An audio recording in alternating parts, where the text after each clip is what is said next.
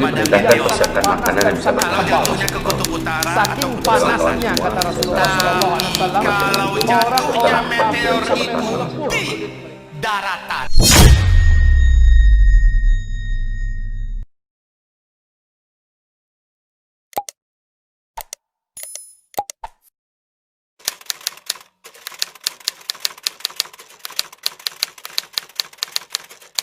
Awas, ini mulai pembahasannya mencekam Bapak Ibu. Akibat daripada meteor. Kalau jatuhnya ke kutub utara atau kutub selatan. Tapi kalau jatuhnya meteor itu di daratan, inilah yang sesuai dengan ayat dan hadis. Inilah yang terjadi.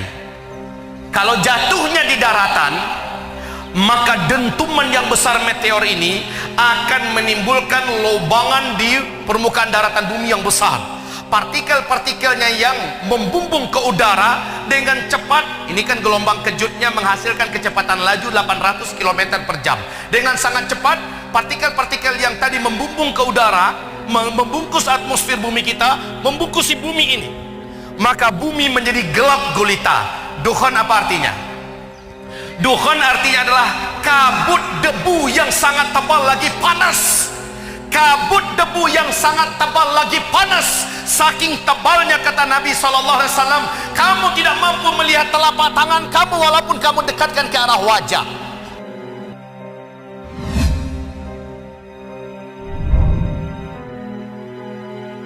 Baik kaum muslimin. Nah, tanda besar kiamat ini tidak akan terjadi sampai simpulnya diputus. Apa? Terjadi dulu. Terjadi dulu penyebab, yang karena penyebab itu muncullah tanda besar kiamat yang pertama. Dukhon, subhanallah, di dalam hadis yang diceritakan oleh Ibnu Jarir dengan sanad yang jayyid. Ibnu Abi Mulaikah berkata, guruku Abdullah Ibnu Abbas pagi tadi berkata, saya semalaman gelisah, saya tidak bisa tidur. Kami bertanya, kenapa wahai tuan guru? Siapa yang bercerita ini Pak? Abdullah bin Abbas. Saya semalaman tadi nggak bisa tidur. Kenapa tuan guru? Kata Ibnu Abi Mulaikah, dia adalah murid, salah satu murid terpintar dan paling diandalkan oleh Ibnu Abbas. Kenapa wahai tuan guru? Beliau mengatakan, sahabat-sahabatku berkata malam tadi mereka sudah melihat meteor mengarah ke bumi. Berarti besok terjadi dukhon. Ini kata Ibnu Abbas. Coba lihat bagaimana yakinnya para sahabat bahwa zaman mereka itulah zaman tanda-tanda besar itu akan terjadi. Meteor datang mengarah ke bumi, mereka yakin besok terjadi dukhon. Sementara Bapak Ibu, bukankah dukhon itu tanda besar kiamat yang pertama? Berarti apakah dia yang dimaksud dengan simpul tadi? Iyuqta'u silk. Silk itu apa? Silk itu menurut athar dari Ibnu Abbas tadi, dia adalah hantaman meteor menabrak bumi. Baik, berarti dukhon hanya terjadi apabila bumi sudah mengalami hantaman dan serangan meteor. Yang belajar ilmu fisika atau ilmu astronomi pasti kenal dengan ulasan-ulasan pembahasan NASA. Karena urusan perbintangan, urusan ruang angkasa tidak akan lepas daripada kupasan NASA Amerika Serikat. Baik kaum muslimin, 43 tahun yang lalu NASA sudah mengumumkan bahwa 2013 ke atas bumi kita memasuki arus sungai meteor di ruang angkasa. Tukhon, bahasa Arabnya tukhon, asap. Itu sebenarnya ada pembahasan tentang alamatus saati, tanda-tanda kiamat akan tiba. Di antaranya disebutkan ada fartaqib dalam Al-Quran ya. Ada fartaqib yawma ta'ti sama'u bidukhanin mubin ya. Ada satu ketika nanti akan datang satu masa, nanti satu hari langit itu akan keluar asap. Itu tanda hari kiamat. Sampai katakan Nabi, la ta'ti sa'atu, la taqubu sa'atu, hari kiamat tidak akan tiba hatta ta'ti asratu ayatin, sampai datang 7 tanda-tandanya, atau dalam kama qala Nabi. Jadi kiamat tidak akan tiba kecuali sudah datang 10 tanda-tanda kiamat. Di antaranya disebut Dajjal, kemudian disebut Ya'juj wa Ma'juj, disebut ada dukhon, asap. Mungkin yang bertanya itu menghubung-hubungkan dengan omongan orang tentang adanya asap di bulan Ramadan dan kemudian akan tanda hari kiamat. Mungkin itu. Saya tidak tahu apa itu maksudnya. Kalau bicara tentang Tuhan dan hari kiamat, ada kaidah dalam bicara hari kiamat. Hari kiamat akan tiba. Yang perlu dikuatkan adalah iman kita bahwasanya kiamat akan tiba dan ada.